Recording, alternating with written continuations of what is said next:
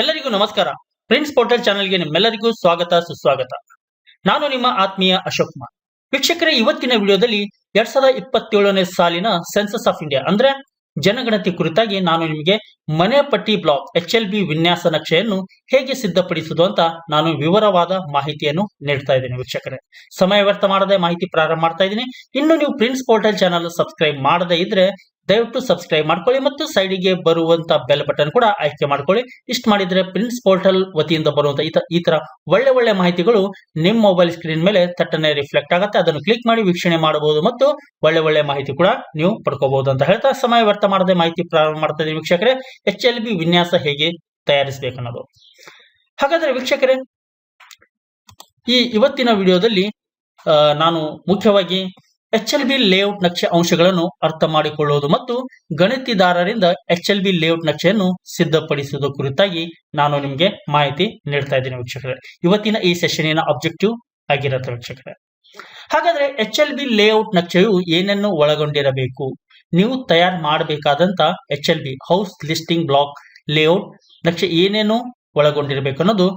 ಇಲ್ಲಿ ನಿಯೋಜಿಸಲಾದ ಪ್ರತಿಯೊಂದು HLBಗಾಗಿ ಗಣತಿದಾರರು ಅಳತೆಗಾಗಿ ಅಲ್ಲ, ಒಂದು ಫ್ರೀ ಹ್ಯಾಂಡ್ ಸ್ಕೆಚ್ ಅನ್ನು ಸಿದ್ಧಪಡಿಸಬೇಕು. ನೀವು ಸ್ಕೇಲು, ಇಂಚ್ ಪೆಟ್ ಈ ತರ ಹಾಕ್ಬಿಟ್ಟು ನೀವು ನೀಟಾಗಿ ಕರೆಕ್ಟ್ ಆಗಿ ತೆಗಿಬೇಕಂತಾನೆಲ್ಲ, ನೀವು ಕೇವಲ ಒಂದು ಫ್ರೀ ಹ್ಯಾಂಡ್ ಸ್ಕೆಚ್ ಅನ್ನು ಡಿಸೈನ್ ಮಾಡಬೇಕಾಗತ್ತೆ. ಅದು ಈ ಕೆಳಗಿನ ವಿವರಗಳನ್ನು ಒಳಗೊಂಡಿರುತ್ತದೆ. ಅಂದ್ರೆ ಇಲ್ಲಿ ನಾನು ನಿಮ್ಗೆ ನೀಡ್ತಾ ಇರುವಂತಹ ಮಾಹಿತಿ ಪ್ರಕಾರ ನೀವು ಒಂದು ಫ್ರೀ ಹ್ಯಾಂಡ್ ಸ್ಕೆಚ್ ಅನ್ನು ಸಿದ್ಧಪಡಿಸಬೇಕಾಗತ್ತೆ. ಒಂದೇದು, ಹೌಸ್ ಲಿಸ್ಟಿಂಗ್ ಬ್ಲಾಕ್ ನ ಸ್ಥಳದ ವಿವರಗಳು ನಿಮಗೆ ಗೊತ್ತಿರಬೇಕು.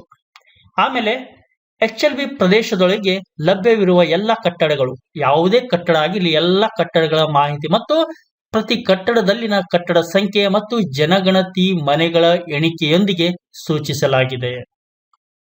ಈ ನಿಮ್ಮ ಒಂದು HLB ನಲ್ಲಿ ನೀವು ಮೆನ್ಷನ್ ಮಾಡಬೇಕಾಗುತ್ತೆ.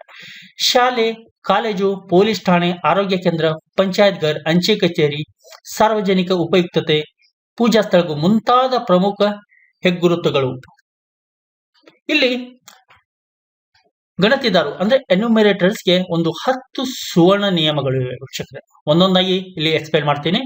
ಒಂದೇದು, ನಿಮಗೆ ನಿಯೋಜಿಸಲಾದ HLBಗಳ ಹೌಸ್ ಲಿಸ್ಟಿಂಗ್ ಬ್ಲಾಕ್ಗಳ ವ್ಯಾಪ್ತಿಯ ಪ್ರದೇಶಗಳ ಸಂಪೂರ್ಣ ವ್ಯಾಪ್ತಿಯನ್ನು ಖಚಿತಪಡಿಸಿಕೊಳ್ಳುವುದು ವಿನ್ಯಾಸ ನಕ್ಷೆ ಸಿದ್ಧಪಡಿಸುವ ಒಂದು ಉದ್ದೇಶವಾಗಿರುತ್ತೆ. ನೀವು ಗಣತಿ ಮಾಡುವ ಮುಂಚೆ ನೀವು ಡಿಸೈನ್ ಮಾಡಬೇಕಾದ ಒಂದು ನಕ್ಷೆಯ ಕುರಿತಾಗಿ ನಿಮ್ಮ ವ್ಯಾಪ್ತಿಯ ಪ್ರದೇಶ ಸಂಪೂರ್ಣ ವ್ಯಾಪ್ತಿ ಖಚಿತಪಡಿಸಿಕೊಳ್ಬೇಕಾಗತ್ತೆ. ಆಮೇಲೆ ವಿನ್ಯಾಸ ನಕ್ಷೆಯು ವಸತಿಯೇತರ, ಮಿಶ್ರ ಬಳಕೆ, ಖಾಲಿ ಮನೆಗಳು ಇತ್ಯಾದಿಗಳಂತಹ ವಿವಿಧ ಉದ್ದೇಶಗಳಾಗಿ ಬಳಸಲಾಗುವ ಎಲ್ಲಾ ಕಟ್ಟಡಗಳು ರಚನೆಗಳನ್ನು ಚಿತ್ರಿಸಬೇಕು. ಇದರಲ್ಲಿ ಜಾಗ, ಖಾಲಿ ಜಾಗಗಳು ಇತ್ಯಾದಿ ಸೇರಿರುತ್ತವೆ. ಕೇವಲ ನಾವು ಇಲ್ಲಿ ಗಣತಿ ಮಾಡಬೇಕಾದ್ರೆ ವಾಸ ಇರುವಂತ ಮನೆ ಅಷ್ಟೇ ಮಾಡಬೇಕಾಗಿಲ್ಲ, ಇಲ್ಲಿ ಖಾಲಿ ಜಾಗಗಳು ಕೂಡ ನಾವು ಮಾಡಬೇಕಾಗತ್ತೆ. ವ್ಯವಸ್ಥಿತ ಮನೆ ಸಂಖ್ಯೆ ಲಭ್ಯವಿದ್ದರೆ ವಿನ್ಯಾಸ ನಕ್ಷೆಯಲ್ಲಿ ಅದನ್ನು ಸೂಚಿಸಬೇಕಾಗತ್ತೆ. ಆಮೇಲೆ ಸರಿಯಾದ ಮನೆ ಸಂಖ್ಯೆಯ ವ್ಯವಸ್ಥೆ ಇಲ್ಲದಿದ್ದರೆ ಕಟ್ಟಡಗಳಿಗೆ ನಿರಂತರ ಸಂಖ್ಯೆಗಳನ್ನು ನಿಗದಿಪಡಿಸಿ ಮತ್ತು ವಿನ್ಯಾಸ ನಕ್ಷೆಯಲ್ಲಿ ಅದನ್ನು ಬರೆಯಬೇಕಾಗತ್ತೆ. ನಮ್ಮ ಒಂದು ವಿನ್ಯಾಸ ನಕ್ಷೆಯಲ್ಲಿ ನಾವು ಅಸ್ತಿತ್ವದಲ್ಲಿದ್ದರೆ ಕಟ್ಟಡಗಳ ನಿರಂತರ ಸಂಖ್ಯೆಯನ್ನು ನಿಗದಿಪಡಿಸಬೇಕಾಗತ್ತೆ. ಇಲ್ಲಿ ಗಣತಿದಾರರಿಗೆ ಕೈಪಿಡಿಯನ್ನು ನೀಡಲಾಗಿದೆ, ಅದನ್ನು ಕೂಡ ನೀವು ನೋಡಿ ತಿಳ್ಕೋಬಹುದು. ಪ್ರತಿ HLBಗಾಗಿ ವಿನ್ಯಾಸ ನಕ್ಷೆಯನ್ನು ಪ್ರತ್ಯೇಕವಾಗಿ ನಕಲಿನಲ್ಲಿ ಸಿದ್ಧಪಡಿಸಬೇಕಾಗುತ್ತದೆ. ಆಮೇಲೆ ವಿವಿಧ HLBಗಳನ್ನು ವಿಭಜಿಸುವ ಗಡಿಯನ್ನು ಸ್ಪಷ್ಟವಾಗಿ ಗುರುತಿಸಬೇಕು. ನೀವು ವಿಭಜನೆ ಮಾಡ್ತಾ ಇರುವಂತಹ ಒಂದು ಗಡಿ ಆಗುತ್ತೆ, ಅದನ್ನು ಸ್ಪಷ್ಟವಾಗಿ ನೀವು ಮೆನ್ಷನ್ ಮಾಡಬೇಕಾಗುತ್ತೆ. ಒಂದು ಗ್ರಾಮ ವಾರ್ಡ್ನೊಳಗೆ ಮನೆ ಪಟ್ಟಿಯಿಂದ ಯಾವುದೇ ಭಾಗ ಅಥವಾ ಮನೆಯನ್ನು ಬಿಡದಂತೆ ನೋಡಿಕೊಳ್ಳುವುದು ಮುಖ್ಯ ಉದ್ದೇಶ ಆಗಿದೆ. ಗಣತಿ ಸುಮ್ಮನೆ ಒಂದೇ ಮನೆ ಮಾಡದೆ ಆಮೇಲೆ ಬಿಟ್ಟೆ ಇನ್ನೊಂದು ಮನೆ ಮಾಡದೆ ಈ ತರ ನಡೆಯಲ್ಲ. ವೀಕ್ಷಕರೇ, ಯಾವುದೇ ಮನೆಯನ್ನು ಬಿಡದಂತೆ ನೀವು ಇಲ್ಲಿ ಪಟ್ಟಿ ಮಾಡಬೇಕಾಗತ್ತೆ. ಅದೇ ರೀತಿ ಒಂದಕ್ಕಿಂತ ಹೆಚ್ಚು HLB ಹೌಸ್ ಲಿಸ್ಟಿಂಗ್ ಬ್ಲಾಕ್ಗಳಲ್ಲಿ ಯಾವುದೇ ಭಾಗ ಅಥವಾ ಮನೆಗಳನ್ನು ಏಕಕಾಲದಲ್ಲಿ ಲೆಕ್ಕ ಹಾಕಬಾರದು. ಯಾವುದೇ ಮನೆಗಳನ್ನು ಏಕಕಾಲದಲ್ಲಿ ನೀವು ಲೆಕ್ಕ ಹಾಕಬಾರದು. ನಿಯೋಜಿಸಲಾದ HLB ಪ್ರದೇಶಗಳಲ್ಲಿನ ಯಾವುದೇ ವ್ಯತ್ಯಾಸಗಳನ್ನು ಮೇಲ್ವಿಚಾರಕರ ಮೂಲಕ ನಿಮ್ಮ ಚಾರ್ಜ್ ಅಧಿಕಾರಿಗಳಿಗೆ ತಿಳಿಸಬೇಕಾಗತ್ತೆ.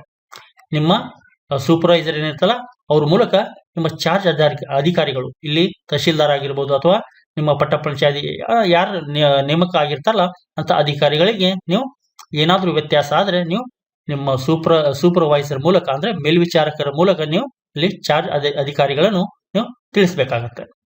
ಪರಿಶೀಲನೆ ಮತ್ತು ಚಾರ್ಜ್ ಅಧಿಕಾರಿಗೆ ಸಲ್ಲಿಸಲು ಅಂತಿಮ HLB ವಿನ್ಯಾಸ ನಕ್ಷೆಗಳನ್ನು ನಕಲಿನಲ್ಲಿ ನಿಮ್ಮ ಮೇಲ್ವಿಚಾರಕರಿಗೆ ಸಲ್ಲಿಸಬೇಕಾಗತ್ತೆ.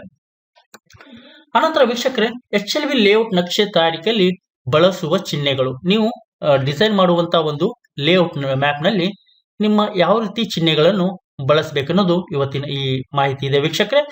ಲೆಜೆಂಡ್ ಬ್ಲಾಕ್ ಬೌಂಡ್ರಿ, ಇಲ್ಲಿ ಡಾಟ್ ಅನ್ನು ಕೊಟ್ಟಿರ್ತಾರೆ. ಇಲ್ಲಿ ಒಂದು ನೋಟ್ ಅನ್ನು ಕೊಟ್ಟಿದ್ದಾರೆ. Please give the number or name of neighboring house listing or population enumeration blocks or villages on all 4 directions, north, east, south and west of layout map ಅಂತ ಹೇಳಿದ್ದಾರೆ. ಇಲ್ಲಿ ಬಿಲ್ಡಿಂಗ್ಸ್ ವಿತ್ ಅ ನಂಬರ್ ಅಂದ್ರೆ ಇಲ್ಲಿ residential ಮತ್ತು ನಾನ್ residential buildings ಆಗಿರುತ್ತೆ. Type ಯಾವ ರೀತಿ ಇರುತ್ತೆ ಅಂದ್ರೆ ಒಂದು ಪಕ್ಕಾ ಇರುತ್ತೆ, ಇನ್ನೊಂದು ಕಚ್ಚಾ ಇರುತ್ತೆ. ಇಲ್ಲಿ ರೆಸಿಡೆನ್ಷಿಯಲ್ ಪಕ್ಕಾ ಇದ್ರೆ ಇಲ್ಲಿ 10 ಇಲ್ಲಿ ಕೊಟ್ಟಿರುವಂತಹ ನಮೂನೆಯಲ್ಲಿ ನೀವು ಮೆನ್ಷನ್ ಮಾಡಬೇಕಾಗುತ್ತೆ. ಒಂದು ವೇಳೆ ಇಲ್ಲಿ ಕಚ್ಚಾ ಇದ್ರೆ ಟ್ರ್ಯಾಂಗ್ಯುಲರ್ ಶೇಪ್ ನಲ್ಲಿ ಒಳಗಡೆ ನೀವು ನಂಬರ್ ಅನ್ನು ಮೆನ್ಷನ್ ಮಾಡಬೇಕಾಗುತ್ತೆ. ಆಮೇಲೆ ನಾನ್ ರೆಸಿಡೆನ್ಷಿಯಲ್ ನಲ್ಲಿ ಇಲ್ಲಿ ಸ್ಕ್ವೇರ್ ಬಾಕ್ಸ್ ನಲ್ಲಿ ನೀವು ಮಾರ್ಕ್ ಮಾಡಿಬಿಟ್ಟು ನಂಬರ್ ಅನ್ನು ಕೊಡಬೇಕಾಗತ್ತೆ. ಅದೇ ಕಚ್ಚಾ ಇದ್ರೆ ಟ್ರ್ಯಾಂಗ್ಯುಲರ್ ನಲ್ಲಿ ಮಾರ್ಕ್ ಮಾಡಿಬಿಟ್ಟು ಒಳಗಡೆ ನೀವು ನಂಬರ್ ಅನ್ನು ನೀಡಬೇಕಾಗತ್ತೆ. ಹಾಗಾದ್ರೆ ರೋಡ್ಸ್ ಮತ್ತು ರೈಲ್ವೇಸ್ ಇದ್ರೆ ಇಲ್ಲಿ ಪಕ್ಕಾ ರೋಡ್ ಇತ್ತಂದ್ರೆ ನೋಡಿ 2 ಸ್ಟ್ರೇಟ್ ಲೈನ್ ಅನ್ನು ಕೊಟ್ಟಿದ್ದಾರೆ. ಕಚ್ಚಾ ರೋಡ್ ಇದ್ರೆ ಡಾಟ್ ಲೈನ್ ಇರುತ್ತೆ. ಪಾತ್ ವೇ ಇದ್ರೆ ಒಂದು ಡಾಟ್ ಲೈನ್ ಇರುತ್ತೆ. ರೈಲ್ವೆ ಲೈನ್ ಇತ್ತಂದ್ರೆ ಇಲ್ಲಿ ಕೊಟ್ಟಿರುವಂತಹ ಒಂದು ಚಿಹ್ನೆ ನೀವು ಬಳಸಬೇಕಾಗತ್ತೆ. Water features and landmark. River ಇತ್ತಂದ್ರೆ ನೋಡಿ ಇಲ್ಲಿ ಕೊಟ್ಟಿರುವಂತಹ ಒಂದು ಚಿಹ್ನೆ ಮೂಲಕ ನೀವು ರಿವರ್ ಅಂದ್ರೆ ನದಿಗಳಿದ್ರೆ ಈ ತರ ಮಾರ್ಕ್ ಮಾಡಬೇಕು. ಕೆನಾಲ್ ಇದ್ರೆ ಈ ತರ ಮಾಡಬೇಕಾಗತ್ತೆ. ಪಾಂಡ್ಸ್ ಕೊಳಗಳು ಈ ತರ ಇದ್ರೆ ಇಲ್ಲಿ ಕೊಟ್ಟಿರುವಂತಹ ಚಿಹ್ನೆಯನ್ನು ನೀವು ಮೆನ್ಷನ್ ಮಾಡಬೇಕಾಗತ್ತೆ. ವೆಲ್ಲು, ಟ್ಯಾಪು, ಹ್ಯಾಂಡ್ ಪಂಪ್ ಈ ತರ ಇದ್ರೆ ವೆಲ್ ಇತ್ತಂದ್ರೆ ಸರ್ಕಲ್ ನಲ್ಲಿ ಇನ್ನೊಂದು ಸಬ್ ಸರ್ಕಲ್ ಅನ್ನು ಮಾಡಿ ಈ ತರ ಮೆನ್ಷನ್ ಮಾಡಬೇಕಾಗುತ್ತೆ. ಟ್ಯಾಪ್ ಅಂದ್ರೆ ನಳ ಇತ್ತಂದ್ರೆ ಈ ತರ ಮೆನ್ಷನ್ ಮಾಡಬೇಕಾಗುತ್ತೆ. ಮತ್ತೆ ಹ್ಯಾಂಡ್ ಪಂಪ್ ಇದ್ರೆ ಹ್ಯಾಂಡ್ ಪಂಪ್ ತರ ಒಂದು ಚಿಹ್ನೆಯನ್ನು ನೀವು ಮೆನ್ಷನ್ ಮಾಡಬೇಕಾಗುತ್ತೆ. Temple, mosque, church, gurdwara etcetera ಈ ತರ ಇದ್ರೆ ಟೆಂಪಲ್ ಅಂದ್ರೆ ಗುಡಿ ಇದಂದ್ರೆ ನಮ್ಮ ಒಂದು ಗುಡಿ ತರ ಚಿತ್ರವನ್ನು ತೆಗೆದು ಈ ತರ ನೀವು ಇಲ್ಲಿ ಮೆನ್ಷನ್ ಮಾಡಬೇಕಾಗುತ್ತೆ. ಮಾಸ್ಕೋ ಅಂದ್ರೆ ಮಸ್ಜಿದ್ ಈ ತರ ಇತ್ತಂದ್ರೆ ಮಸ್ಜಿದ್ ತರ ಒಂದು ಚಿತ್ರವನ್ನು ನೀವು ಮೆನ್ಷನ್ ಮಾಡಬೇಕಾಗತ್ತೆ.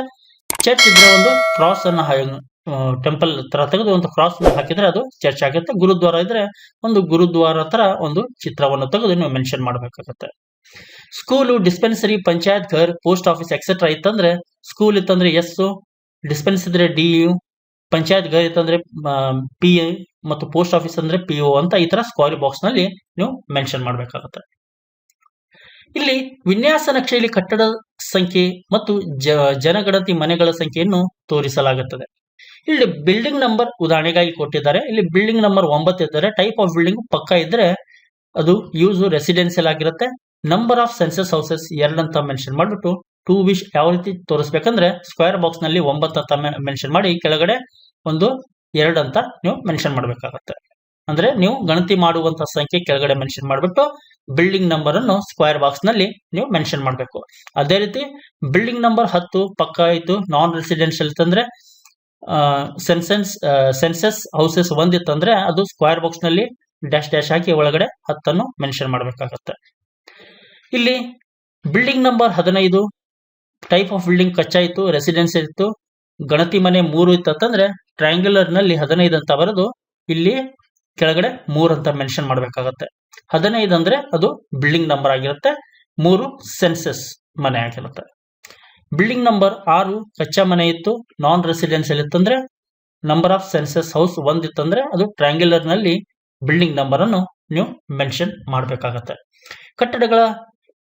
ಕಟ್ಟಡ ಸಂಖ್ಯೆಗಳ ಬಳಕೆ ಮತ್ತು ವ್ಯವಸ್ಥಿತ ಸಂಖ್ಯೆ ಲಭ್ಯವಿಲ್ಲದ ಸ್ಥಳಗಳಿಗೆ ಕಟ್ಟಡ ಸಂಖ್ಯೆಗಳನ್ನು ನಿಯೋಜಿಸುವ ಕುರಿತು ವಿವರವಾದ ಸೂಚನೆಗಳಿಗೆ ದಯವಿಟ್ಟು ನೀವು ಕೈಪಿಡಿ ಅಂದ್ರೆ ಗಣತಿದಾರರಿಗೆ ಪ್ರತಿಯೊಬ್ಬ ಗಣತಿದಾರರಿಗೆ ಕೈಪಿಡಿಯನ್ನು ನೀಡಲಾಗಿದೆ, ಅದನ್ನು ನೀವು ನೋಡಿ ತಿಳ್ಕೋಬಹುದು. ಒಂದನೇದು HLB ನಕ್ಷೆ ಅಂದ್ರೆ ಮುದ್ರಿತ ಪ್ರತಿ ಮತ್ತು CMMS ನಿಂದ ಸ್ವೀಕರಿಸಿದ ನಿಯೋಜನೆ ಸಂದೇಶದೊಂದಿಗೆ ನೇಮಕಾತಿ ಪತ್ರದಲ್ಲಿ ಉಲ್ಲೇಖಿಸಲಾದ ಎಲ್ಲ ಸ್ಥಳಗಳ ವಿವರಗಳನ್ನು ಪರಿಶೀಲನೆ ಮಾಡಬೇಕು.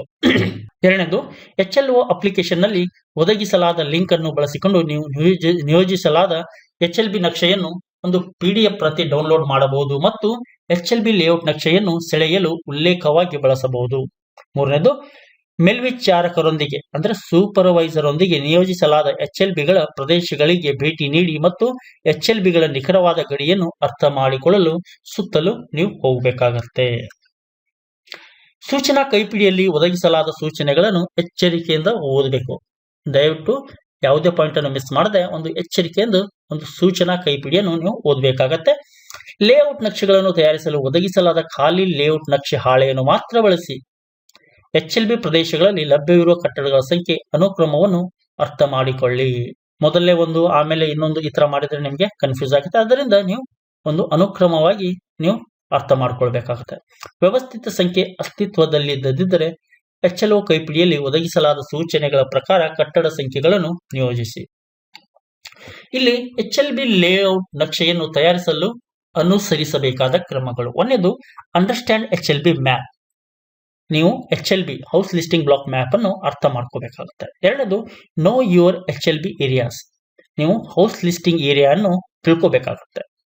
Draw roads and physical features. ಮೂರನೇದಾಗಿ, ಒಂದು ರೋಡ್ ಮತ್ತು ಫಿಸಿಕಲ್ ಫೀಚರ್ಸ್ ಇರುವಂತಹ ಒಂದು ಸ್ಥಳದಲ್ಲಿ ಅಲ್ಲಿರುವಂತ ರೋಡ್ಸ್ ಈ ತರ ಇದ್ರೆ ಅದನ್ನು ನೀವು ತಯಾರು ಮಾಡಬೇಕಾಗುತ್ತೆ.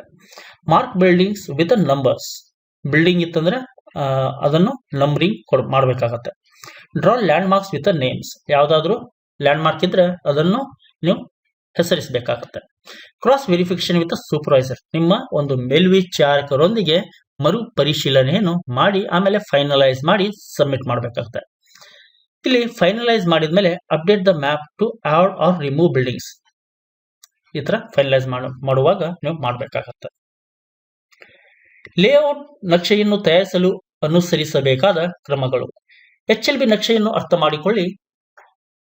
ಇಲ್ಲಿ HLB ಪ್ರದೇಶದ ಒಟ್ಟಾರೆ ವಿನ್ಯಾಸವನ್ನು ಅರ್ಥ ಮಾಡಿಕೊಳ್ಳಲು HLO ಅಪ್ಲಿಕೇಶನ್ ಇಂದ ಡೌನ್ಲೋಡ್ ಮಾಡಲಾದ HLB ನಕ್ಷೆಯನ್ನು ಎಚ್ಚರಿಕೆಯಿಂದ ಪರೀಕ್ಷಿಸಿ. ನಕ್ಷೆಯ ಮೇಲ್ಭಾಗದಲ್ಲಿ ಉತ್ತರವು ಯಾವಾಗಲೂ ಆಧಾರಿತವಾಗಿರುತ್ತದೆ ಎಂಬುದನ್ನು ಗಮನಿಸಿ. ಎರಡನೇದು, ನಿಮ್ಮ HLB ಪ್ರದೇಶಗಳನ್ನು ತಿಳಿದುಕೊಳ್ಳಿ. ವಿನ್ಯಾಸ, ಪ್ರವೇಶ ಮಾರ್ಗಗಳು, ಕಟ್ಟಡಗಳು ಮತ್ತು ಪ್ರಮುಖ ಹೆಗ್ಗುರುತುಗಳ ಸ್ಪಷ್ಟ ತಿಳುವಳಿಕೆಯನ್ನು ಪಡೆಯಲು ಸಂಪೂರ್ಣ ಹೌಸ್ ಲಿಸ್ಟಿಂಗ್ ಬ್ಲಾಕ್ ಪ್ರದೇಶದ ಸುತ್ತಲೂ ನೀವು ಹೋಗಬೇಕಾಗತ್ತೆ. ರಸ್ತೆಗಳು ಮತ್ತು ಭೌತಿಕ ವೈಶಿಷ್ಟ್ಯತೆಗಳನ್ನು ಬರೆಯಿರಿ. ಡೌನ್ಲೋಡ್ ಮಾಡಲಾದ HLB ನಕ್ಷೆ. ನೀವು ಡೌನ್ಲೋಡ್ ಮಾಡ್ತಾ ಒಂದು ಹೌಸ್ ಲಿಸ್ಟಿಂಗ್ ನಕ್ಷೆಯನ್ನು ಮತ್ತು ಕ್ಷೇತ್ರ ವೀಕ್ಷಣೆಗಳ ಆಧಾರದ ಮೇಲೆ ಎಲ್ಲಾ ರಸ್ತೆಗಳು, ಬೀದಿಗಳು, ಲೇನ್ಗಳು ಮತ್ತು ಪ್ರವೇಶ ಮಾರ್ಗಗಳನ್ನು ಬರೆಯಬೇಕಾಗತ್ತೆ. HLB ಪ್ರದೇಶದೊಳಗೆ ಇರುವ ಪ್ರಮುಖ ನೈಸರ್ಗಿಕ ಮತ್ತು ಭೌತಿಕ ವೈಶಿಷ್ಟ್ಯತೆಗಳನ್ನು ಅಂದ್ರೆ ಉದಾಹರಣೆಗಾಗಿ ಕಾಲುವೆಗಳಾಗಲಿ, ಚರಂಡಿಗಳು, ತೆರೆದ ಪ್ರದೇಶಗಳು, ಜಲಮೂಲಗಳು, ರೈಲ್ವೆ ಮಾರ್ಗಗಳು ಇತ್ಯಾದಿ ಸ್ಪಷ್ಟವಾಗಿ ಗುರುತಿಸಬೇಕಾಗತ್ತೆ. ಕಟ್ಟಡಗಳನ್ನು ಸಂಖ್ಯೆಗಳೊಂದಿಗೆ ಗುರುತಿಸಿ. ವಾಯುವ್ಯ ಮೂಲೆಯಿಂದ ಪ್ರಾರಂಭಿಸಿ ಆಗ್ನೇಯ ಮೂಲೆಯ ಕಡೆಗೆ ವ್ಯವಸ್ಥಿತವಾಗಿ ಚಲಿಸುವಾಗ ಎಲ್ಲ ಕಟ್ಟಡಗಳನ್ನು ಅವುಗಳ ಪ್ರಕಾರ ಮತ್ತು ಬಳಕೆಗೆ ಅನುಗುಣವಾಗಿ, ಉದಾಹರಣೆಗೆ ಪಕ್ಕಾ, ಕಚ್ಚಾ, ವಸತಿ, ವಾಸೇತರ ಫ್ಲಾಟ್ ಮಾಡಿ. ಶಾಲೆಗಳು, ಉದ್ಯಾನಗಳು, ಪೂಜಾ ಸ್ಥಳಗಳು, ಕೆಲಸದ ಸ್ಥಳಗಳು ಮತ್ತು HLB ಪ್ರದೇಶವನ್ನು ಗುರುತಿಸಲು ಮತ್ತು ಪತ್ತೆ ಹಚ್ಚಲು ಸಹಾಯ ಮಾಡುವ ಇತರ ಪ್ರಮುಖ ವೈಶಿಷ್ಟ್ಯತೆಗಳಿಂದ ಪ್ರಮುಖ ಹೆಗ್ಗುರುತುಗಳನ್ನು ನೀವು ಬರೆಯಬೇಕಾಗತ್ತೆ. ಮೇಲ್ವಿಚಾರಕರೊಂದಿಗೆ ಕ್ರಾಸ್ ವೆರಿಫಿಕೇಶನ್ ಮಾಡುವ ಒಂದು ಹಂತ ಬಹಳಷ್ಟು ಮುಖ್ಯವಾಗಿರುತ್ತೆ.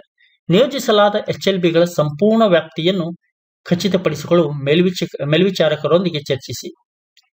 ಗಣತಿದಾರರು ಮತ್ತು ಮೇಲ್ವಿಚಾರಕರು ಇವು ಬಹಳಷ್ಟು ಮುಖ್ಯವಾದ ಕೆಲಸ. ಅದನ್ನು ನೀವು ತಿಳ್ಕೊಂಡು ಚರ್ಚೆ ಮಾಡಿ ಪ್ರದೇಶಗಳ ಯಾವುದೇ ಲೋಪ, ಅತಿಕ್ರಮಣ, ನಕಲು ಮಾಡುವಿಕೆಯನ್ನು ಖಚಿತಪಡಿಸಿಕೊಳ್ಳಲು ಮೇಲ್ವಿಚಾರಣಾ ವೃತ್ತದೊಳಗೆ ಇತರ ಗಣತಿದಾರರು ಸಿದ್ಧಪಡಿಸಿದ ವಿನ್ಯಾಸ ನಕ್ಷೆಯನ್ನು ಕ್ರಾಸ್ ಚೆಕ್ ಮಾಡಲು ಮೇಲ್ವಿಚಾರಕರನ್ನು ಕೇಳಿ. ಅಂತಿಮಗೊಳಿಸಲು ಫೈನಲೈಸೇಷನ್. HLOನ ಮೊದಲ 3 ದಿನಗಳಲ್ಲಿ ಸಿದ್ಧಪಡಿಸಲಾದ ವಿನ್ಯಾಸ ನಕ್ಷೆಯನ್ನು ಮೊದಲ ಕರಡು ಎಂದು ಪರಿಗಣಿಸಿ. HLO ಅಪ್ಲಿಕೇಶನ್ ಮೂಲಕ HLO ಡೇಟಾ ಸಂಗ್ರಹಣೆಯನ್ನು ಪೂರ್ಣಗೊಳಿಸಿದ ನಂತರ ಯಾವುದೇ ಕಾಣೆಯಾದ ಕಟ್ಟಡವನ್ನು ಸೇರಿಸಲು ಅಥವಾ ಅಗತ್ಯವಿರುವಂತೆ ಯಾವುದೇ ಅಜಾಗರೂಕತೆಯಿಂದ ಮುಚ್ಚಿದ ಕಟ್ಟಡವನ್ನು ತೆಗೆದುಹಾಕಲು ವಿನ್ಯಾಸ ನಕ್ಷೆಯನ್ನು ಪರಿಶೀಲಿಸಿ ಮತ್ತು ನವೀಕರಿಸಬೇಕಾಗುತ್ತೆ. ಕೊನೆಯದಾಗಿ ಸಲ್ಲಿಕೆ ಮಾಡಬೇಕಾಗುತ್ತೆ. ಅದು ಅಂತಿಮಗೊಳಿಸಿದ ವಿನ್ಯಾಸ ನಕ್ಷೆಯನ್ನು ದಾಖಲೆ ಮತ್ತು ಉಲ್ಲೇಖಕ್ಕಾಗಿ ಮೇಲ್ವಿಚಾರಕರ ಮೂಲಕ ದ್ವಿಪ್ರತಿಯಲ್ಲಿ ಚಾರ್ಜ್ ಅಧಿಕಾರಿಗೆ ಅಂದ್ರೆ ನೀವು ಸಬ್ಮಿಟ್ ಮಾಡಬೇಕಾಗುತ್ತೆ ಚಾರ್ಜ್ ಅಧಿಕಾರಿಗೆ. ನೋಡಿ ವೀಕ್ಷಕರೇ, ಚಾರ್ಜ್ ಅಧಿಕಾರಿ ಸಿದ್ಧಪಡಿಸಿದ HLB ವಿನ್ಯಾಸ ನಕ್ಷೆಯನ್ನು ನೋಡಬೇಕಾಗತ್ತೆ. ಈ ತರ ಇರುತ್ತೆ. ಇಲ್ಲಿ HLO ಮೊಬೈಲ್ ಆಪ್ ನಲ್ಲಿ ಈ ತರ ನಿಮಗೆ ರಿಫ್ಲೆಕ್ಟ್ ಆಗುತ್ತೆ. ಇಲ್ಲಿ profile, about, change password, FAQs, HLB maps, settings, help, log out ಅಂತ ಈ ತರ ಮೊಬೈಲ್ ನಲ್ಲಿ ನಿಮಗೆ ರಿಫ್ಲೆಕ್ಟ್ ಆಗುತ್ತೆ. HLB ಲೇಔಟ್ ನಕ್ಷೆಯನ್ನು ತಯಾರಿಸಲು ಗಣತಿದಾರರು ಮುದ್ರಿತ ಹಾಳೆ ಈ ತರ ಇರುತ್ತೆ. ಸ್ಟಾರ್ಟಿಂಗ್ ಪಾಯಿಂಟ್ ಮತ್ತು ಎಂಡ್ ಪಾಯಿಂಟ್. ಒಂದು ಹಾವಿನ ಆಕಾರದಲ್ಲಿ ನೀವು ಚಲನೆ ಮಾಡಬೇಕಾಗತ್ತೆ. ಇಲ್ಲಿ ನೋಡಿ, ನಾರ್ತ್, ಸೌತ್, ಈಸ್ಟ್, ವೆಸ್ಟ್ ಅಂತ ಒಂದು ಈ ತರ ಹಾಕೊಂಡ್ಬಿಟ್ಟು ನಾರ್ತ್ ವೆಸ್ಟ್, ನಾರ್ತ್ ಈಸ್ಟ್, ಆಮೇಲೆ ಸೌತ್ ವೆಸ್ಟ್, ಸೌತ್ ಈಸ್ಟ್ ಈ ತರ ಮಾರ್ಕ್ ಮಾಡಿಬಿಟ್ಟು ಒಂದು ಹಾವಿನ ಆಕಾರದಲ್ಲಿ ಚಲನೆ ಮಾಡಿ ನಿಮ್ಮ ಒಂದು ಲೇಔಟ್ ಅನ್ನು ನೀವು ಡಿಸೈನ್ ಮಾಡಬೇಕಾಗುತ್ತೆ. ಈ ತರ ಹಾಳೆಯಲ್ಲಿ ಇಲ್ಲಿ ಲೊಕೇಶನ್ ಡೀಟೇಲ್ಸ್ ಇರುತ್ತೆ, ಲೆಜೆಂಡ್ ಮ್ಯಾಪ್ ಕೀ ಇರುತ್ತೆ, ಆಮೇಲೆ ಎನ್ಯೂಮರೇಟರ್ ಅಂಡ್ ಸೂಪರ್ವೈಸರ್ ಡೀಟೇಲ್ಸ್ ಇರುತ್ತೆ. Location particular as mentioned in the appointment letter. ನಿಮ್ಮ ಒಂದು ಅಪಾಯಿಂಟ್ಮೆಂಟ್ ಲೆಟರ್ ನಲ್ಲಿ ಏನು ಮಾಹಿತಿ ಇರುತ್ತೆ ಅದು ಅಲ್ಲಿ ಲೊಕೇಶನ್ ನಲ್ಲಿ ನೀವು ಮೆನ್ಷನ್ ಮಾಡಬೇಕಾಗುತ್ತೆ. Symbols to be use for preparing map. ಯಾವ ರೀತಿ ಸಿಂಬಾಲ್ಸ್ ಬಳಕೆ ಮಾಡಬೇಕು ಅನ್ನೋದು ಅಲ್ಲಿ ಇರುತ್ತೆ. ಆಮೇಲೆ name and signatures of the supervisor with the date. ಇಲ್ಲಿ ಗಣತಿದಾರರ ಮತ್ತು ಸೂಪರ್ವೈಸರ್ ಹೆಸರನ್ನು ಹಾಕಿ ಡೇಟ್ ಕೂಡ ನೀವು ಮೆನ್ಷನ್ ಮಾಡಬೇಕಾಗತ್ತೆ. ಇಲ್ಲಿ HLB ಗಡಿಗಳನ್ನು ಬರೀಬೇಕು. ಈ ತರ ಒಂದು ಪೇಜ್ ನಲ್ಲಿ ನೀವು HLB ಹೌಸ್ ಲಿಸ್ಟಿಂಗ್ ಬ್ಲಾಕ್ ಗಡಿಗಳನ್ನು ಬರೀಬೇಕಾಗತ್ತೆ. ನಿಮ್ಮ ನೇಮಕಾತಿ ಪತ್ರದೊಂದಿಗೆ ನೀಡಲಾದ HLB ನಕ್ಷೆಯನ್ನು ಉಲ್ಲೇಖಿಸಿ ಮತ್ತು HLO ಅಪ್ಲಿಕೇಶನ್ ಇಂದ ಡೌನ್ಲೋಡ್ ಮಾಡಿ HLB ಗಡಿಯನ್ನು ಬರೀಬೇಕಾಗತ್ತೆ. ಇಲ್ಲಿ ಹಂತ 2 ಚಾರ್ಜ್ ಅಧಿಕಾರಿ ಒದಗಿಸಿದ HLB ನಕ್ಷೆಯನ್ನು ಬಳಸಿ ಮತ್ತು ರಸ್ತೆಗಳು ಮತ್ತು ಇತರ ನೈಸರ್ಗಿಕ ವೈಶಿಷ್ಟ್ಯತೆಗಳ ಸ್ಥೂಲ ರೂಪರೇಷೆಗಳನ್ನು ಬರೀಬೇಕಾಗುತ್ತೆ. HLBಯ ವಿನ್ಯಾಸದ ಅವಲೋಕನಗಳನ್ನು ನೀಡುವ ರಸ್ತೆಗಳು, ಬೀದಿಗಳು, ಲೇನ್ಗಳು ಮತ್ತು ಇತರ ನೈಸರ್ಗಿಕ ಅಥವಾ ಮಾನವ ನಿರ್ಮಿತ ವೈಶಿಷ್ಟ್ಯತೆಗಳನ್ನು ಚಿತ್ರಿಸಬೇಕಾಗುತ್ತೆ. ಲಭ್ಯವಿದ್ದರೆ ಸ್ಥಳಗಳು, ಬೀದಿಗಳು ಹೆಸರುಗಳನ್ನು ನೀವು ಅಲ್ಲಿ ಮೆನ್ಷನ್ ಮಾಡಬೇಕಾಗುತ್ತೆ. ಮೂರನೇ ಹಂತ ಎಲ್ಲ ಕಟ್ಟಡಗಳ ರೇಖಾಚಿತ್ರಗಳನ್ನು ರಚಿಸಿ ಜನಗಣತಿ ಮನೆಗಳ ಎಣಿಕೆಯೊಂದಿಗೆ ಕಟ್ಟಡ ಸಂಖ್ಯೆಗಳನ್ನು ಬರೀಬೇಕು. ಈ ಚಿತ್ರದಲ್ಲಿ ಇರುವಂತೆ ನೀವು ನಿಮ್ಮ ಒಂದು ಕಟ್ಟಡ ಸಂಖ್ಯೆಗಳನ್ನು ಮೆನ್ಷನ್ ಮಾಡಬೇಕಾಗುತ್ತೆ. ಕಟ್ಟಡ ಸಂಖ್ಯೆಯೊಂದಿಗೆ ಎಲ್ಲ ಕಟ್ಟಡಗಳನ್ನು ಗುರುತಿಸಿ ಆಮೇಲೆ ಪ್ರತಿ ಕಟ್ಟಡಕ್ಕೆ ಜನಗಣತಿ ಮನೆಗಳ ಸಂಖ್ಯೆಗಳನ್ನು ಬರೀರಿ, ಒಂದಕ್ಕಿಂತ ಹೆಚ್ಚು ಇದ್ದರೆ. ಕಟ್ಟಡ ಸಂಖ್ಯೆಗಳ ಅನುಕ್ರಮವನ್ನು ಸೂಚಿಸಲು ಬಾಣಗಳನ್ನು ಇರಿಸಿ.